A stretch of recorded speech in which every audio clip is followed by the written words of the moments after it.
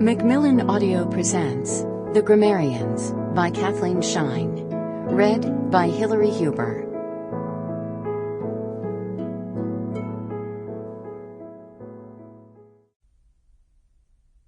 Twin. N. A couple. A pair. Two. Twin. V, T, and I. To part, sever, sunder, deprive of. Merriam Webster's New International Dictionary of the English Language, 2nd edition. That writer called, Michael said when she got home. The young one. They're all young now, Michael. Be more specific. Why don't they call your assistant? I can't be expected to remember everything. Her assistant? Daphne hadn't had an assistant since 2008. No one had assistants anymore. What was Michael thinking? She was rude, he was saying. Peremptory. Ellen, Daphne said. Yeah, Ellen. She wants to talk to you about your sister. Daphne went to the kitchen and filled a glass with ice and scotch. Her sister? Well. Ellen can go whistle Dixie, she said. But Michael had gone back to his baseball game. The Yankees are a mean money team, she said. Honey, give it a rest. Daphne sat and put her feet up on the ottoman. What about my sister? I don't know, Daphne. Something about an interview. A reunion. Something. You told me to say no to everything about Laurel, so I said no. So I don't know. He put a finger to his lips. I'm watching now. Yeah. She sipped the drink, stared at the TV without seeing it. She had not heard from her sister, Laurel, in years. And now a flurry of calls. Flurry, she said softly.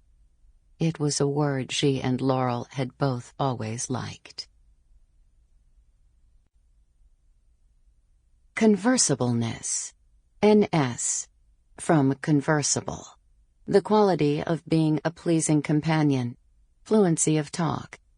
A Dictionary of the English Language by Samuel Johnson. They were late. It wasn't the first time. It wasn't even the first time that day, and she could sense time itself slipping. She wrapped her fingers around the bars. The bars were white and shiny. She could see them, even in the dim light. With some effort, she pulled herself up, then shook the bars until they rattled. There was no response from the other side. She shook the bars again.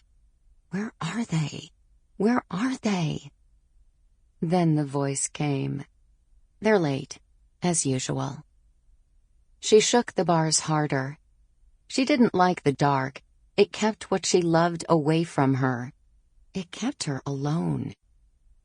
Although, the voice was saying, if they're late, as usual, then that would be their usual time, and you can't really say they're late, can you?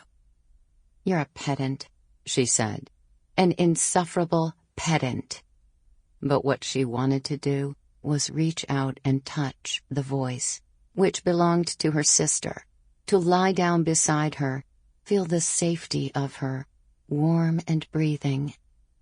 Pedant, she said again, instead. Her sister let out a long, shrill scream. There. That ought to bring them running. Happy now? No, she was not happy now. She was bawling now. The screaming, though it blasted forth from her beloved sister, shocked her every time. She ought to have gotten used to it by now, but she had not. Oh, dry up, her sister said, which made her cry more. Her sister's scream did bring them running, as predicted, but somehow that made it worse, made her angry, and she banged her head against the bars in her rage.